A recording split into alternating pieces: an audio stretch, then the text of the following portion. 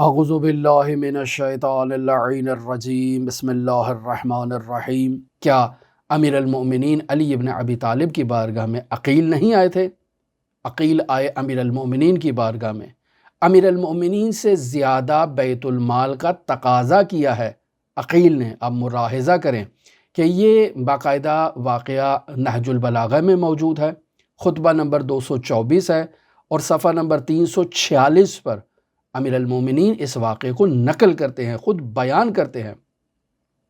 کہ اللہ کی قسم میں نے خود عقیل کو اس حال میں دیکھا ہے کہ وہ فقر اور تنگ دستی میں ایسا گھر گیا ہے کہ اس فقر و تنگ دستی کے ہوتے ہوئے وہ میرے پاس آیا اور تمہارے بیت المال سے مجھ سے 1 صاع گندم کا تقاضا کیا کہ میں تمہارے بیت المال سے اسے 1 صاع گندم کی اٹھا کر دے دوں۔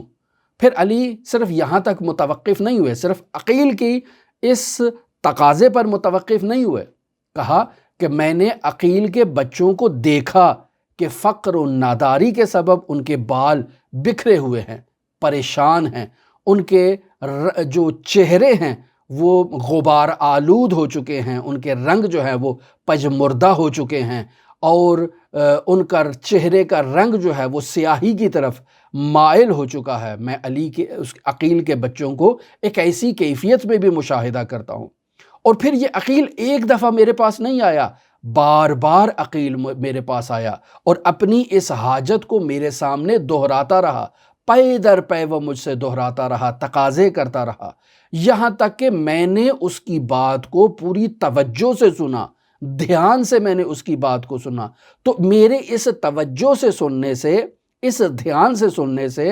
اسے عقیل کو یہ گمان ہونے لگا کہ شاید میں اپنا دین کسی دنیاوی مصلحت کی بنیاد پر فروخت کر دوں گا، بیچ دوں گا، اور عقیل کی خواہش کے پیچھے چل پڑوں گا اور اپنی صحیح عادلانہ روش کو چھوڑ دوں گا۔ کلا کلا، ہرگز نہیں، علی ہرگز ایسا نہیں کر سکتا۔ لہٰذا وہ مشہور جو اسی کے ذیل میں بیان ہوتا ہے کہ امیر المومنین نے عقیل کو کہا اپنا ہاتھ آگے کرو۔ عقیل نے ہاتھ آگے کیا تو امیر المومنین نے وہاں سے ایک دہکتا ہوا کوئلہ اٹھایا اور عقیل کے ہاتھ پر رکھ دیا، اور جیسے ہی عقیل کو اپنے ہاتھ پر سوزش محسوس ہوئی، چونکہ عقیل نابینا تھے، انہیں نہیں معلوم تھا کہ علی کیا کر رہے ہیں، جب ہاتھ جل گیا تو کہا اے علی تم میرے ہاتھ کو جلا رہے ہو؟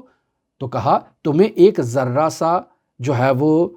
کوئلہ برداشت نہیں ہوا اور تم چاہتے ہو کہ میں عدل الہی کو پامال کروں، جو میں علی مظہر عدل الہی ہوں، اس عدل الہی کو پامال کر کے میں جہنم میں چلا جاؤں اور تمہیں دنیا میں جو ہے وہ فائدہ دے دوں؟ کلا، ہرگز علی ایسا نہیں کر سکتا۔ دعا گو ہے خداوند متعال منجی عالم بشریت حضرت صاحب العصر، صاحب الامر، صاحب الزمان کے ظہور میں تعجیل فرمائے اور ہمیں حضرت کے اصحاب و اعوان و انصار کی فہرست میں شمار فرمائے۔ اللہم صلی علی محمد و آل محمد وعجل فرج قائم آل محمد۔